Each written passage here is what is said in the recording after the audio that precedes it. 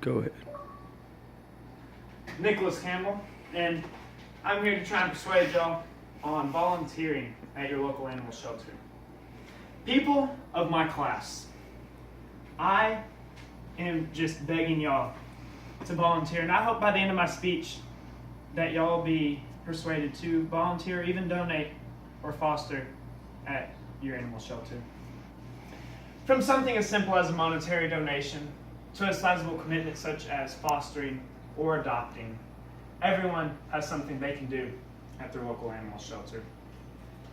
Duchess is an 8-week-old German Shepherd Labrador Retriever mix. Whenever they brought her in, she had 150 ticks on her, and after that being dewormed and de-ticked and vaccinated, she was all ready to be put up for adoption. Well, no one adopted her in time, and after a few weeks, almost a month, they had to euthanize her because they didn't have any more room and she was the oldest puppy there. In my family, I have 2 grandparents, 2 brothers, 3 dogs, and a cat. My oldest brother, his dog is named Ziegenbark. We adopted him about a year ago, and it's been great ever since. My other brother, he adopted his puppy just a few months ago. His name is Hades. He's a great puppy. Santana is our 5-year-old puppy that we've had that my grandmother got. And then our last one, he's our oldest, 15 years old, and Casper's been great to us. And this is my family with all their animals, holding them. They're so cute. Donations. Any animal shelter can use these kinds of donations. Dog and cat food, and I know the Rowlett Animal Shelter, they really like the Purina brand for the dog food. Bedding, money, paper towels, newspapers, and community programs are all really good ways to donate to your animal shelter. You can even foster a pet. I did that in Marshall, Texas, as part of a day. I just went up there and fostered him, and I found him a good home that he now lives in Palestine, Texas, right there at my roommate's house. And perhaps the easiest way to make a donation is a company rewards program, giving back to the community. Kroger Community Rewards makes donating easy.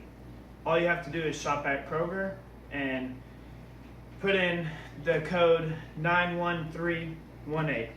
A percentage of your purchase goes directly to the animal shelter of Rowlett.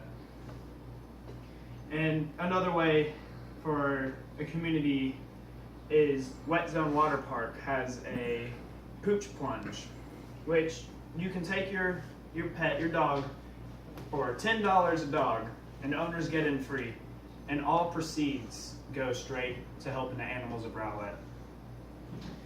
Rowlett Animal Shelter needs support to help with emergency veterinary care. Breeding, training, foster care expensive, rescue transport, and low-cost adoptions.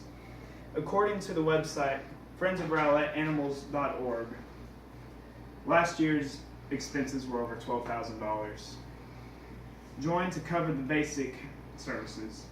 Donations can be made via PayPal or even just walk-in donations of all those things. The last and most rewarding way to volunteer is to adopt a pet. Like I said earlier, our family, all 4 of our animals are adopted. And PetSmart has their first adoption, Adopt-a-thon, on August 8th at 12 to 3 p.m. And throughout the day, throughout those hours, they will be having all their dogs and cats up there ready to be adopted, which I really encourage you to go. And also, if you're in the Rowlett area on August 15th from 10 to 5 p.m., stop by the animal shelter where they have an Empty the Shelter Adopt-a-thon. Well, once again, they'll have all of their animals out there. And I promise once you go, you're not going to want to go home. without a new animal.